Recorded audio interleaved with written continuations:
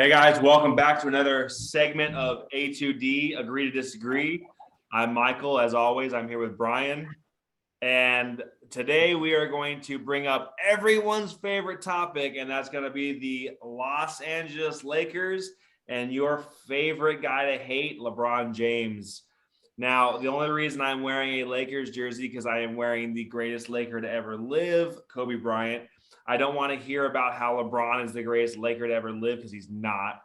And, if you're not going to mention Kobe or Magic or Shaq, don't talk to us because you guys don't know shit about fucking basketball. Right now, BT, we got the Lakers, man, who are sitting in the 11th spot. And they have four of the top 75 players of all time on the roster.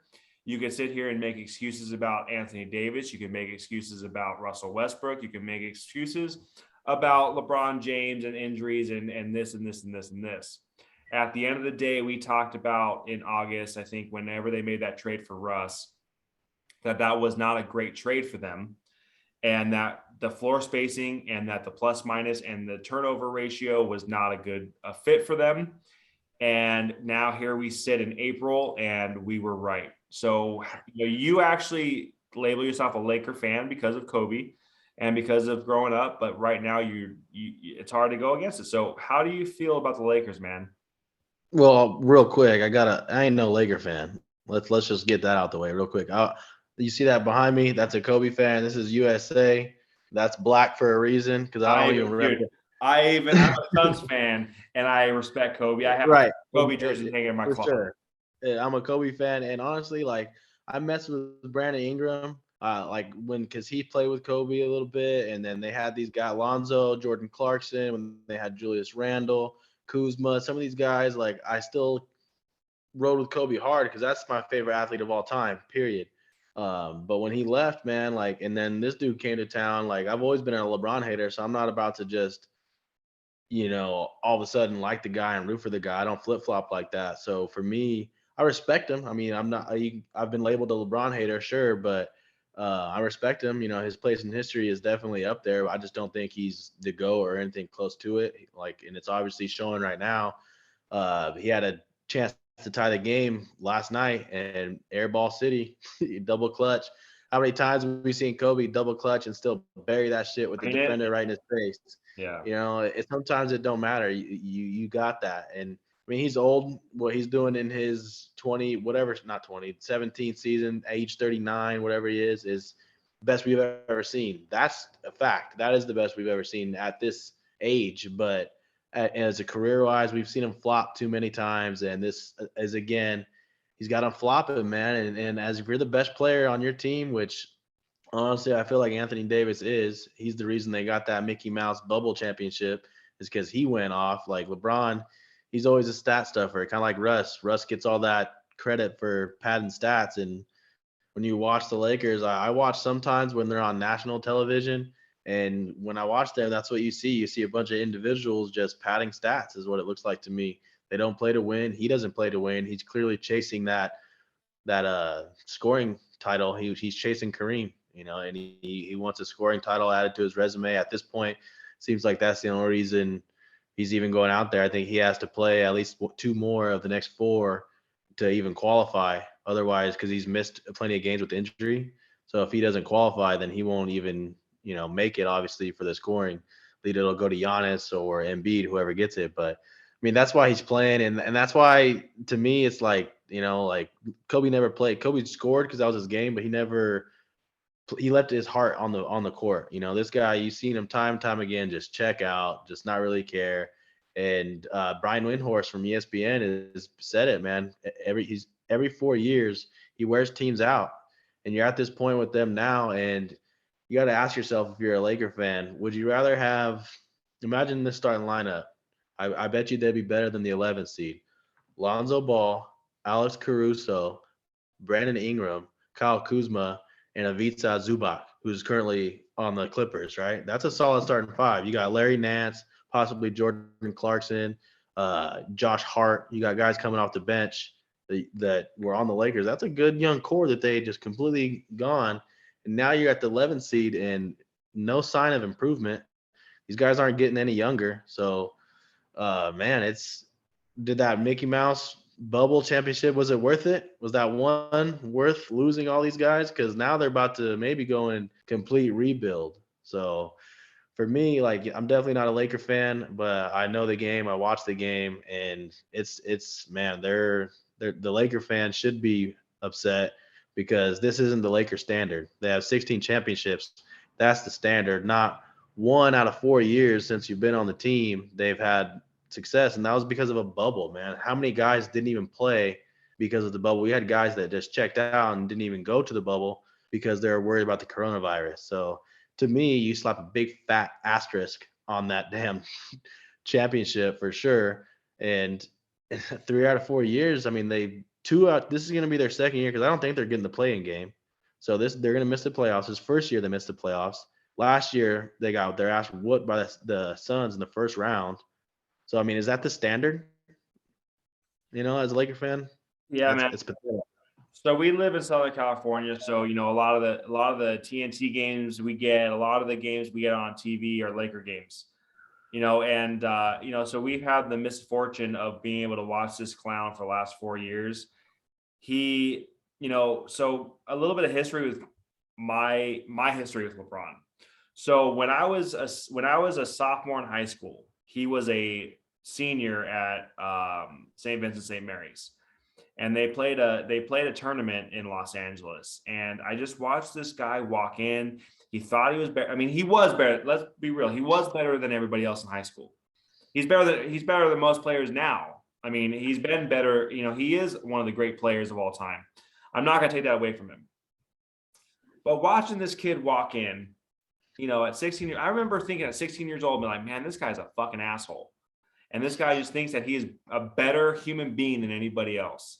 And that is how his entire career he's gone about it. And that's why I've never been able to respect him. Now, when he played for the Cleveland Cavaliers for his first, 5 or 6 years, however many years he played for the Cavs, and he brought, Zydrunas Ilgauskas and, those kind of guys to the finals just to get their ass kicked by the Spurs, like, I respected it. And I thought, hey, this kid actually can do something. He's not a kid, he's older than me, but he can actually do something. Then he went to the Heat, man. When he went to the Heat, I lost all respect for him because he had to team up with Bosh and Ray Allen and Dwayne Wade. And, then you saw him chirping out Mario Chalmers, and he doesn't make players better. He stresses them out and makes them worse. Or then he talks to GMs about trading these guys. He talks about his brotherly love with Kevin Love and all this kind of shit. He wanted Kevin Love gone. He wanted Kyrie gone. He wanted all these guys that helped them win the championship against Golden State a couple of years. He wanted all those guys gone. That's actually why Kyrie wanted to leave. He wanted Kyrie to stay. He wanted to make it work because he knew he don't have that. Kyrie, that's one of the most underrated finals performances in NBA history is what Kyrie did in that finals where they won. He hit the dagger over Steph Curry in Game 7 in Golden State. That was Kyrie who hit the biggest shot of that finals. He didn't get finals MVP. That was LeBron.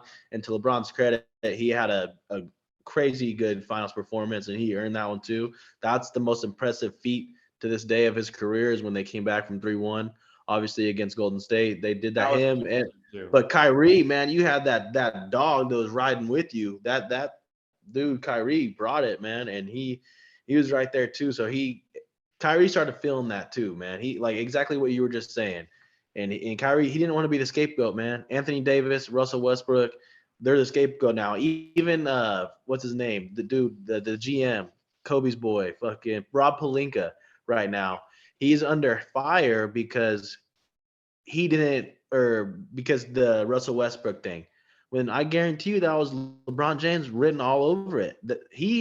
Pelinka had a deal for Buddy Hield. And if you add Buddy Hield to that team instead of Russell Westbrook, then they might be a eight spot or something like that because he fits them a lot better. LeBron's always had a shooter around him, whether it was back in the day with Cleveland. They had Boobie Gibson back then. That dude with the headband was knocking down threes. They had the Mo Williams, their point guard, was an all-star in Cleveland knocking down threes. And he's floor spacer. And then he goes to Miami. You got Mike Miller. You got James Jones. You got Ray Allen. you got Chris Bosh, even you got floor spacers. You go to Cleveland, you got Kevin Love, you got Kyrie. He needs space because he's never been a guy that can play off the ball. He's a ball dominant player. He always has been. Let me get the high screen and roll. Let me get the point guard. Let me get the mashup. Let me get my size, and let me just get to the rim. And I'm either going to get doubled, kicking out. It's the most simple thing ever. You see it every time, but it works. To his credit, it works. And but if it works when the pieces around him are set up properly, and they obviously weren't set up properly this year, and that's the biggest problem for Laker fans is they weren't set up properly. And who is to blame? Is it Pelinka? Is everyone going to throw him under the bus, or is it the GM? Did he handpick Russell Westbrook? Is he ever going to come out and say that was him that made the move? Is he going to take that responsibility and say that was his guy? He handpicked Carmelo. He handpicked Russell Westbrook. This is him, dude. They're asking this guy. They gave him the keys to the franchise, similar to like my Bucks gave to Tommy, and fucking LeBron threw it away, dude. Like Anthony Davis, if it's not for him getting hurt, I still think he's a top talent in the NBA. I think he's a superstar talent, but he's just soft as Charmin, so he can't stay healthy, But that's his thing. But when he actually there, he's the one good player. But other than that, where's the fits around him on this team? Malik Monk, he's a scorer, he's a shooter, he's the one guy that it might be decent, but that's not a guy you build around. That's not a guy that that's going to win you a championship or get you to playoffs and advance you in the playoffs. So Yeah, it's all about the setup for me. We called it way back when, man. As soon as the deal was done, as soon as this team was set up, we're like, no way. And I can't believe they're projected to be a top playoff team. Like we knew it wasn't going to happen just because the fit, man. You can't put all these guys that need the ball because there's only one of them. There's only one ball at the end of the day, and you got to be able to share it. And then be able to have guys that know their role and play their role effectively, and that's what ultimately wins. You look at Phoenix, man, everyone knows their role. That ball just moves around. Golden State, these teams that play like that and have guys that play their roles in LA, they're just lost. They're just lost, man. You know what's sad, man, is Frank Vogel is going to get a lot of shit and probably going to get fired at the end of this year, but it's not He's his a puppet. Yeah, he's just a puppet. It's not his fault. He's actually a decent head coach in my book, but LeBron comes to LA, man, and they could have had Ty Lue. Sorry. They had Ty Lue. Ty Lue's obviously a better head coach. Said, no, I want Frank Vogel because Ty Lue coached him in Cleveland and won him a fucking championship. And then you know how this dude Ty Lue gets down. He ain't afraid to challenge dudes. But LeBron, at this point, he comes to LA. He's like, I don't want to challenge. I want to be in complete control. Let me get my puppet head coach. Let me get my puppet GM, and let me make all these moves. And then now all of a sudden, who's getting all the blame? My bad. Go ahead. Yeah, no, dude. I mean, again, we live in Los Angeles. Do we see it every day?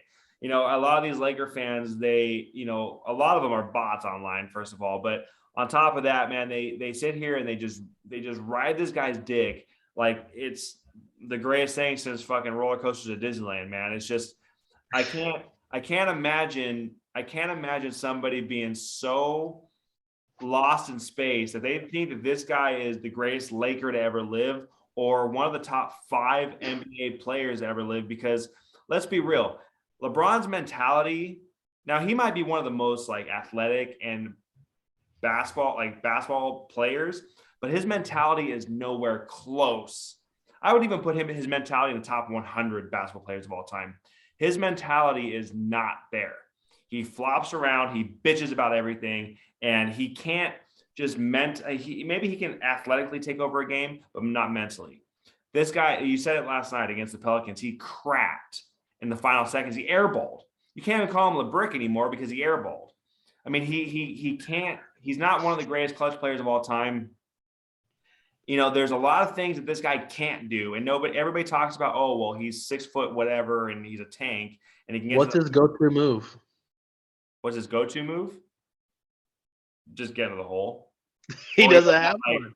He tries to step back and airballs it. He can't create space. It's like this. Hey, come give me the screen. Let me get this matchup, and then, like you said, let's get to the hole. Try to get to the hole. Like everyone has a go-to move. Dirk had a step back. Everyone has the fadeaway. Kobe, MJ fadeaway.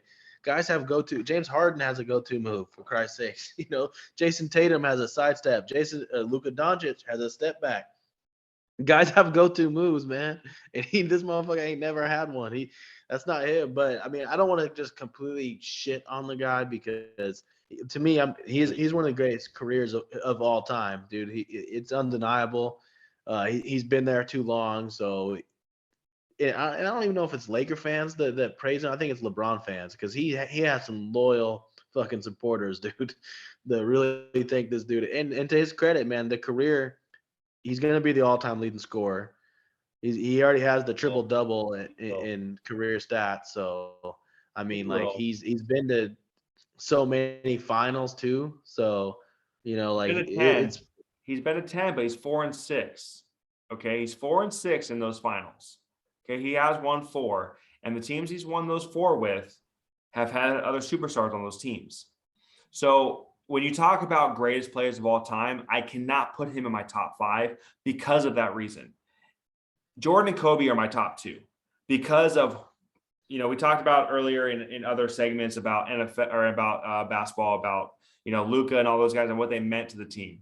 Now, yes, Kobe had Shaq, and yes, Jordan had Pippen, but at the end of the day, whose hands was the ball in when you needed a shot to be made? It was Jordan and Kobe. It wasn't Shaq and Pippen. As much as I respect Shaq as a top 10 player of all time and Pippen as maybe a top 25, it was it was MJ and Kobe. These guys, I mean, growing up, let's put it this way: growing up, anybody in their 30s right now, maybe their young 40s, depending on how gay you were when you were younger. But who did you shout when you were shooting wads of trash in the trash can? It was Kobe. It wasn't LeBron. He wasn't even MJ. It was Kobe. And people sitting here putting Kobe at like number 10 of all time players is absolutely ridiculous. And so, when going back to LeBron, people are saying he's the best Laker of all time. He's been there for 4 years, missed the playoffs, looks like twice. And then, you can talk about all your shit you want about last year. Phoenix would have beat them if Anthony Davis was there or not. And then, yes, you won your Mickey Mouse championship. Great for you. I think that had something to do with Kobe, and they were a little bit more revved up because that was the year that Kobe ultimately passed away. And I think that there was a little bit more there than just them being the best team. Okay. This year, they're not going to make the play-in, and you have 4 of the top 75 players of all time, and you can't get it to work.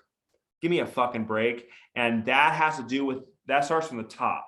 So yeah, you can talk about Rob Pelinka, and you can talk about the Buss family and all that kind of shit. But really, the people who are pulling the strings in that franchise right now is LeBron James, and he deserves 100% of the fault for the way that the Lakers have played this year.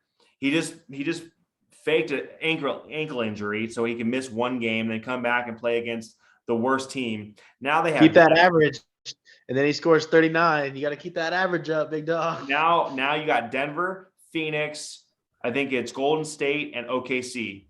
They're going to lose 3 out of the last 4, and they're going to miss the playoffs. And they're probably going to lose by 20 doing it. But you know what? LeBron might be the leading scorer. Good for you, big guy. You know what? You can go out on your pedestal. If I was Rob Pelinka, if I was the Buss family, I would go and I would trade all 4 of those motherfuckers or let them retire. Go out, build around guys like Malik Monk. Go out and build around these kids. Go out in the draft, whatever draft return you can get for these 4, morons. Go ahead and build a team for the future and see what you can get. At this point, LeBron is not going to win you another championship. AD is not the same player. He is soft and charming, like you said.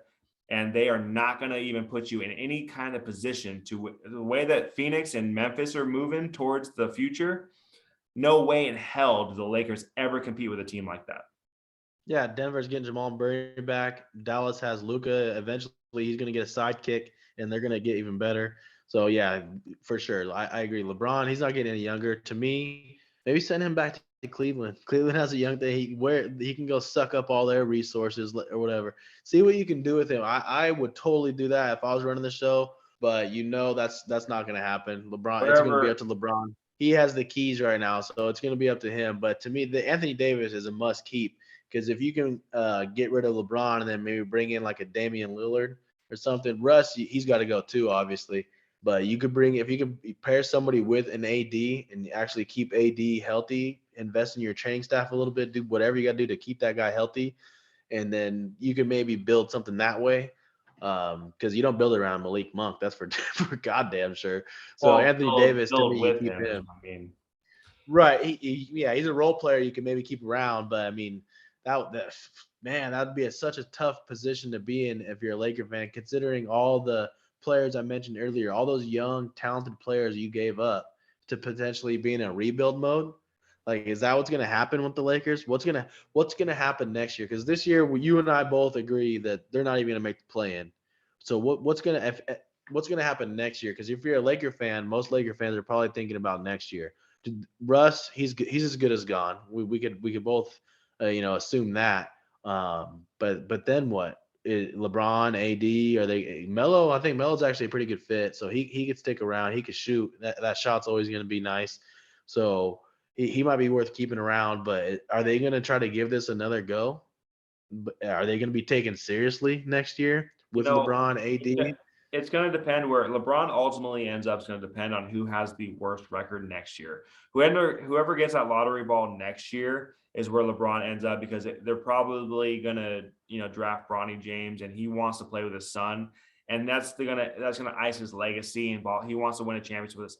I don't think LeBron's that guy. I heard that whole Bronny has a second round grade, if that. He might not If even be that, draftable. but you know what? So But the fact that his I don't last think the name, number one pick has anything to do with it. Is going to be where he wants to go. Does he want to stay in LA? And then if Bronny doesn't get drafted, then you can bet your ass the Lakers will just sign him, and then he'll just stay in LA because he's pulling all the strings right now.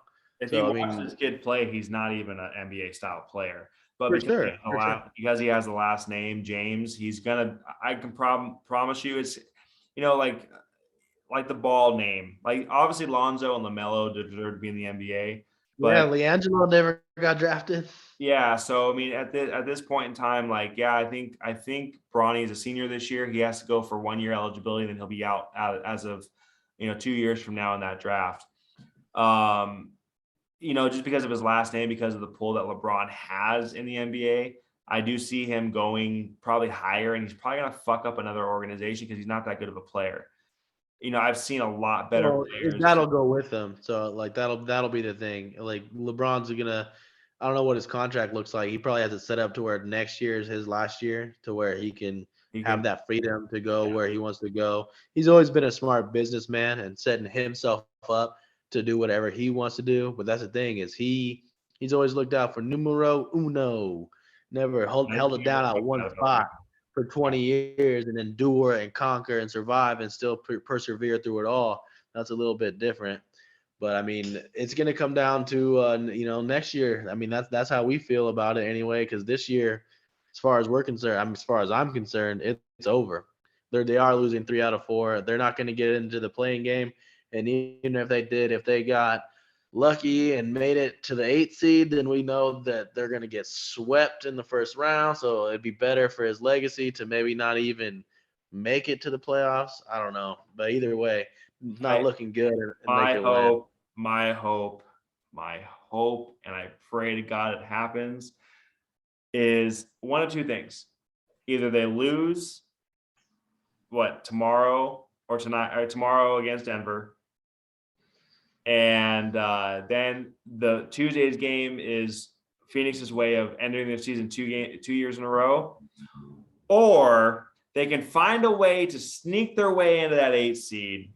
I would just love to hear AD's thoughts after getting swept by Phoenix by more than 20 points a game.